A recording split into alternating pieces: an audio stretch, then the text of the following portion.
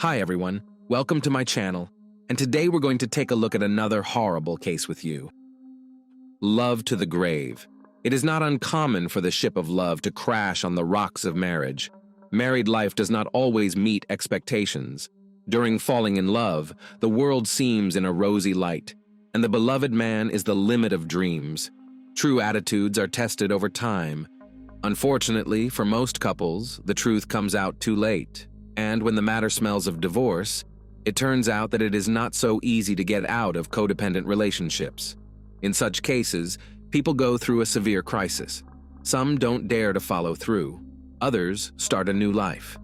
Former lovers have a lot in common: the past, children, jointly acquired property, loans, and other circumstances. Dealing with these issues seriously undermines mental and physical health. Harmonious perception of the breakup by both parties is rare. That's when one thing remains paramount: not to lose your temper and make things worse. Brett Sikit and Vashti Forrest, lovers from Kansas, who tied themselves in marriage on the beach in Belize. The young people planned the perfect life. They moved to Kingman, bought a house, and had 2 children. Each of them had a favorite job and got a professional vocation. Sooner or later, however, any fairy tale ends. Over time, outwardly harmonious relationships ceased to correspond to reality. Spouses quarreled and reconciled, and even tried joint psychotherapy. However, the events that occurred on the night of April 30th, 2011, put an end to their love story. Detectives had to understand what caused such an unexpected denouement. Was it the wife's unstable mental state, or her husband's uncontrollable sense of ownership? One thing was clear: the house fire was the result of an accident or a brutal murder. Love story. Brett and Vashti met in high school. The girl stood out among her friends and was very pretty. Her boyfriend was an outstanding athlete. They loved each other very much and were always together. In 2004, young people got married, after which they decided to settle in Brett's hometown. Everyone in the neighborhood considered the family Sikit exemplary. The spouses raised 2 sons, 4-year-old Brandon and 2-year-old Bronson. The head of the family worked as a sheriff's deputy and also taught at the Kansas Law Enforcement Training Center. Vashti was building a successful career as a communications representative at Cox Communications. No one who knew them doubted that they had a wonderful union, however. They just didn't really spread the word. The couple definitely had problems. From the moment they met, Brett had controlled Vashti. At first it was a slight pressure, but years later his overbearing character intensified. He was jealous of his wife and sometimes even suspected of cheating. At the same time, Vashti tried to please in everything. She was a kind and cheerful woman who took care of her family. She respected her husband and tried to keep the peace, but in doing so, she did not notice how she lost herself in her marriage. Her friends recalled that in recent years she changed a lot. She became thoughtful and uncommunicative. As it turned out later, Sikit limited her contact with loved ones. He didn't like sharing her with anyone, as he repeatedly stated. So Vashti would call and see her nearest and dearest in his absence. Brett also had a big grievance regarding her work. Vashti was a diligent employee and worked hard. She often stayed late in the evenings, which provoked conflicts at home. Brett did not share her desire to socialize and establish herself in her career. He believed that he earned enough to support the family alone. But his spouse thought otherwise. She wanted to be independent and contribute to the family budget. Besides, she loved her job and saw it as an outlet. Attempts at happiness. The man believed that his wife's fatigue after work greatly affected her emotional background. However, it is not known what affected Vashti's mental state to a greater extent: workload and increased responsibility, or endless tension in the family. In the end, the young woman burned out and became depressed. In addition, the pills she had started taking were having a negative impact on her well-being. One day, Vashti decided to take a serious look at her health. She was complex about her appearance, or rather her lush forms. According to the results of tests, it turned out that weight gain provoked hormonal disorder. For natural weight loss, the doctor prescribed specialized drugs. However, the proposed treatment did not exclude some side effects, such as fatigue, increased irritability and anxiety. It is likely that the treatment could have exacerbated the depressed state, and, as a consequence, caused serious consequences in the form of negative thoughts of self-harm. Vashti's family later confirmed that she was indeed depressed, but at the same time she tried to fight and live on, began to visit a psychotherapist, and since November 2010, in order to improve her relationship with her husband, she enrolled in family counseling. Final solution. Unfortunately, the list of mutual recriminations was growing day by day. Outside help did not help, the quarrels continued. Perhaps because the woman realized that the matter was heading for divorce, her depression worsened. It was difficult to see the collapse of a familiar way of life. She tried to be more out of the house, went out alone or with friends. She did everything to be alone with her husband less often. All in all, the decision to divorce was hard for her, but it was the best option for everyone. A few days before the tragedy, she saw a lawyer and signed the fateful papers.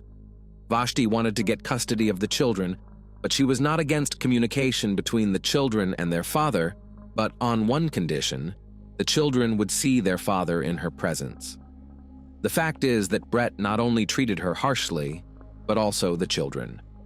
Despite their small age, he punished them for provinces and did not allow them to show weakness. The father believed that in this way he would raise real men, but at the same time clearly overreacted. On this ground in the family often happened quarrels. Kathleen Forrest, Vashti's sister, said that sometime before the decision to divorce, Vashti confessed a lot of things. She talked about her husband's behavior and the intolerability of the marriage, about her resentment and her desire to make things right, which never came to fruition. After listening to her, Kathleen concluded that Brett had all the characteristics of a narcissist and abuser. She had suspected this before, but after a frank conversation with her sister, she became convinced. A short time later, Vashti was gone. Before her death, she handed her husband a divorce petition. Fire. On April 30th, 2011, at 3:57 a.m., emergency services received a call. The caller identified himself as 35-year-old Brett Sikit and reported the incident. His wife, 34-year-old Vashti Sikit, set the house on fire and then took her own life. The man also added that there were children inside, but he managed to save them. He also tried to carry his spouse out. However, the entire building was engulfed in flames and he was unable to help her. The dispatcher took the call, urged him not to leave the children alone and not to enter the burning house again. When emergency services arrived on the scene, there was no one to rescue. After putting out the fire, rescuers went inside. On the second floor in one of the bedrooms on the bed was a charred corpse. The woman was lying on her left side as if sleeping. Her arms and legs were bent. Brett's version. After he had recovered a little from the shock, he was talked to by fellow police officers. After he calmed down, he explained more about what had happened. According to him, at around 3 a.m., his wife called him and said that if he wanted the boys, he should go upstairs and get them. He was sleeping downstairs on the couch that time. Brett did as Vashti asked. He figured she wasn't feeling well and the boys in the next room were bothering her. Going up to the second floor, he peeked in on the children who were sleeping peacefully. At the same instant, he smelled the odor of burning, and further shots followed. With all his legs, the man rushed towards the noise to his wife's room. When he opened the door, he saw the bed on fire and his wife immovable on it. As he got closer, he realized what had happened. Everything around was splattered with blood, and the woman showed no signs of life. The fire was burning with unimaginable intensity. Brett held her against him, trying to lift her up, but because of the scalding flames, he couldn't do so. Then he made the decision to rescue the children and then go back for Vashti. He grabbed the sleepy children and carried them outside. He then put them in his car and called emergency services. While making the call, he did try to go inside the burning house. Brett covered his face with a wet napkin, but he couldn't get very far. The entire room was filled with smoke. He didn't recognize his surroundings and moved almost by feel. Somehow or other, the fire was stronger and forced him to surrender. The head of the family looked confused. When asked by the police what he thought had caused the fire, he explained the following. Vashti had been in an unstable emotional state lately, causing her to have bad thoughts on more than one occasion. She may not have been able to cope with them and put the plan into action. Brett also explained that before going to bed, they discussed the upcoming divorce with his wife. Finally, they decided on the division of property and child rearing. In fact, it was their last night together. It is possible that the woman was so upset that she decided to die. There was one thing I didn't understand. Why would she start a fire and endanger the children? Even if she did take care of them and asked her husband to take the boys, why destroy the house? At that point, there were no answers to these questions. What had happened did not add up to a coherent picture. The investigators had a difficult task ahead of them. They had to establish whether in fact a loving wife and mother of 2 children voluntarily left her life, or she was helped in this. Unconcealed suspicions. When Vashti's relatives learned of the tragedy, they contacted law enforcement officials. They demanded that the investigation be treated with special attention and that the events be viewed from the perspective of murder. The woman's relatives assured that she could not have committed arson and then taken her own life. Despite her difficult family situation and divorce proceedings, she loved life and her children. Undoubtedly, Vashti was going through a difficult time. Her sanity was shaken, but not to that extent. Moreover, the Forrests were convinced that a mother like her would never have risked the children's lives and made them homeless. Vashti was a loving and caring mother. Every day she would get up at 4 a.m. to prepare a fresh and natural breakfast. She was attentive to everything and had a big and pure heart that knew how to be compassionate. For an example, Kathleen recalled an incident in her life. One day, her sister learned that a kindergarten boy had been diagnosed with cancer. The child could have been saved, but his family needed financial help. Vashti came to the rescue with a fundraiser. She began baking pancakes, which were in particular demand. After each trade, Vashti gave the proceeds to the boy's family. It was unlikely that such a woman would leave her children to fend for themselves. In addition, she made big plans for the future. Together with her sister, she planned a vacation in Mexico, made repairs to the house, and every evening after work hurried to her sons. After a visit to the doctor, Vashti Sikit thoroughly took care of herself. She started exercising, eating right, and began to lose weight. Finally, she was starting to like herself in the mirror. Just a week before this happened, she had updated her closet. All indications were that the deceased was determined to move on. The brother and sister asked detectives to take a closer look at Brett's personality and told them what they knew.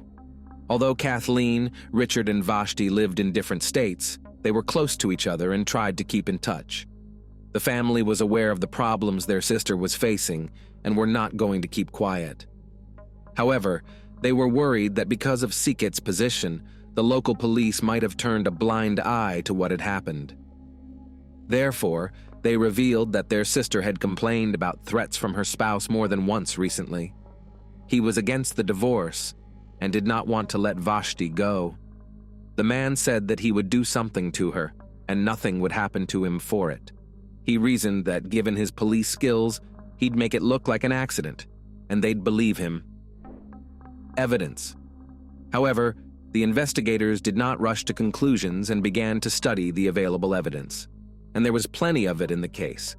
First, during the examination of the scene, criminalists managed to find a lot of interesting things. Near the hearth of the fire was a canister of gasoline, indicating that the arson was, in fact, premeditated. Secondly, the incongruous position of the gun used to shoot the deceased. It was under her body, muzzle down. This raised a lot of questions. David Folletti, senior special agent in charge of the Kansas Bureau of Investigation, stated, "If Vashti shot herself lying down, the gun would have fallen to the floor. If she was sitting up and shot herself, the gun should have remained on her right side. The position in which it was found just didn't make sense."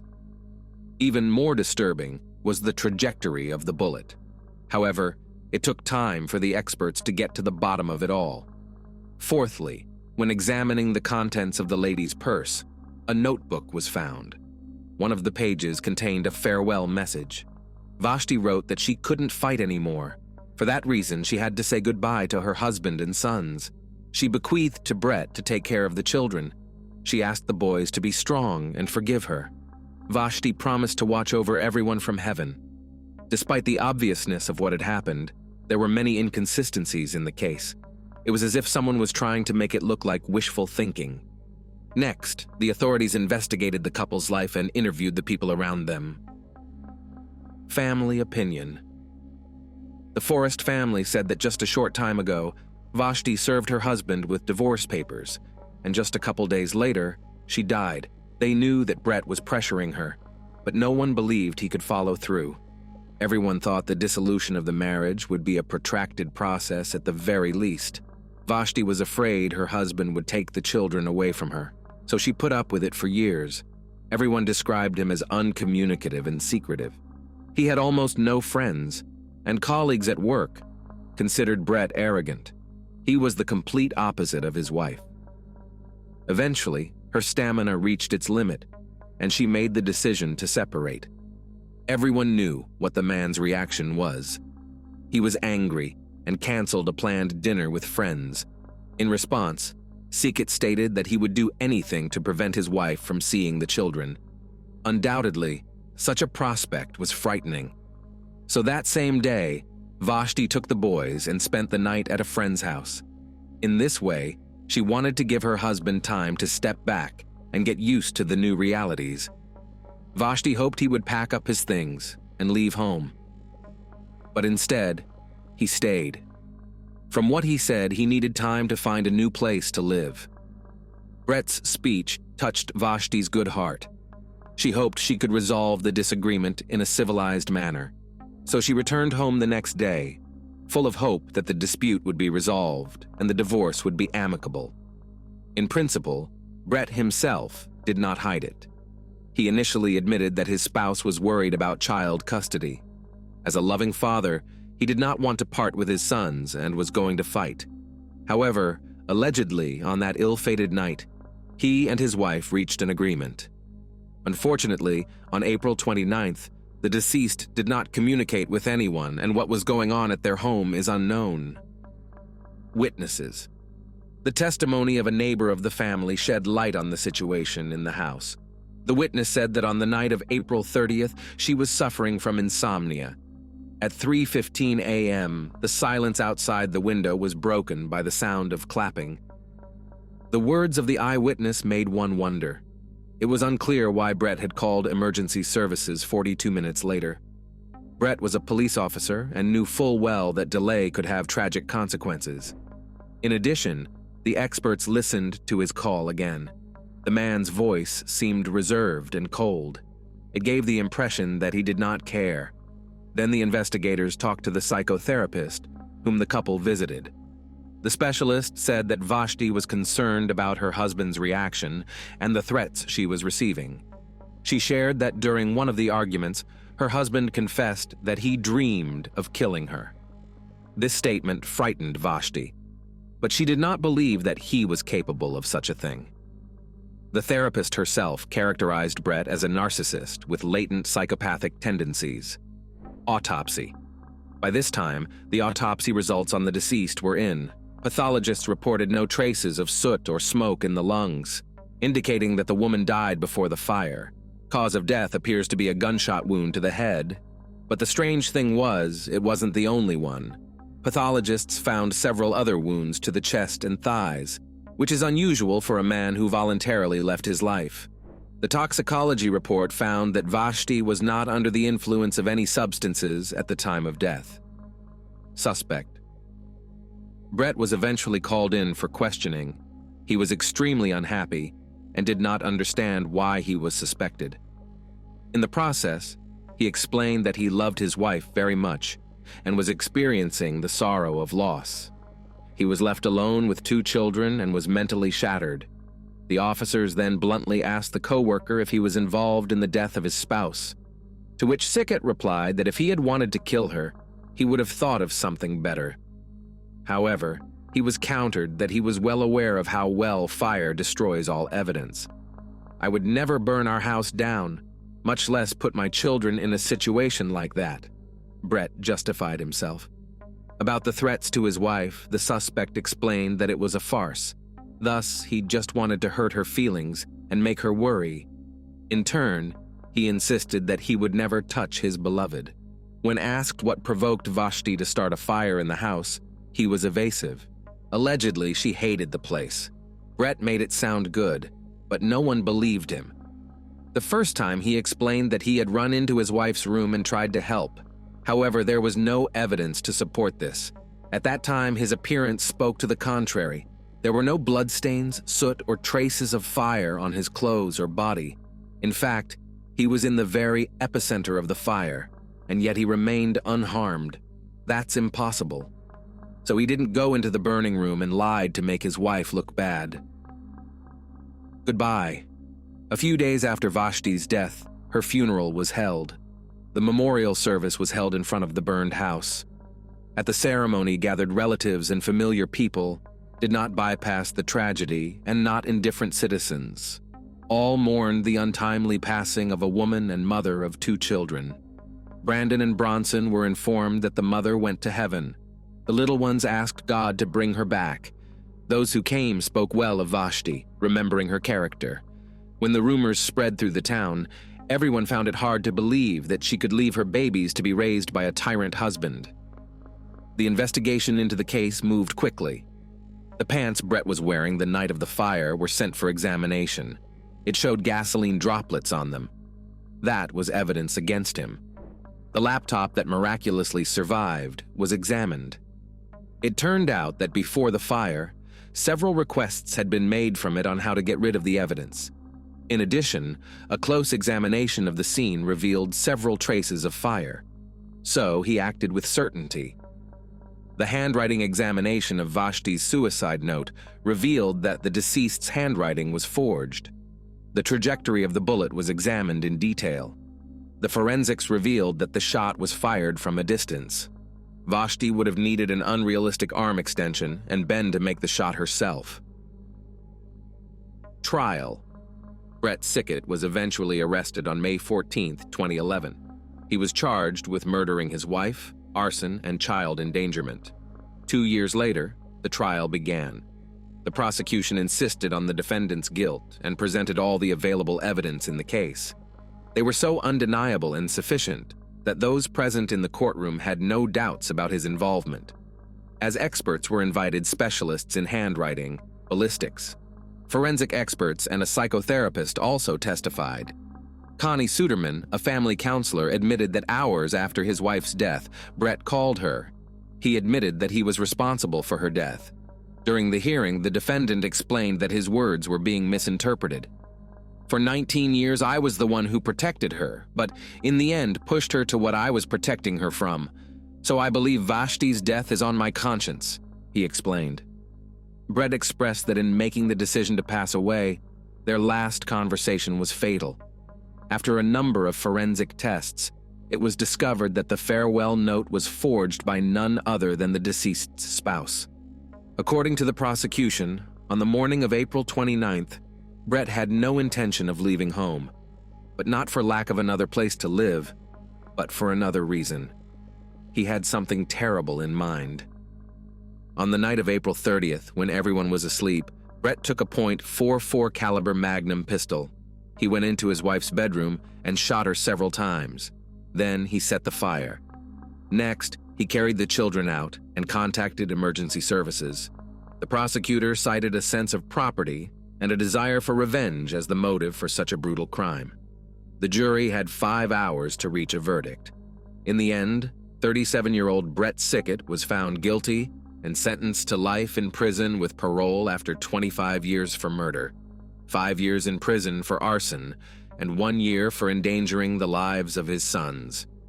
The defendant disagreed with the sentence. He was so angry that he dared to tell the jury and the judge that they were going to hell. Life after. Time later, the defendant appealed, however, the verdict remained unchanged. After numerous trials, Vashti and Brett's children were given to the care of Kathleen Forrest. The fact is that there was a fierce struggle between the two families for the upbringing of the children. In the end, The court decision sided with the Vashti family. Currently, the convict is in a correctional facility located outside of Kansas. His transfer is due to the fact that former law enforcement officers do not serve time with criminals they may have put away. This is how the Sikit family's story ended tragically. A beautiful beginning and a monstrous ending.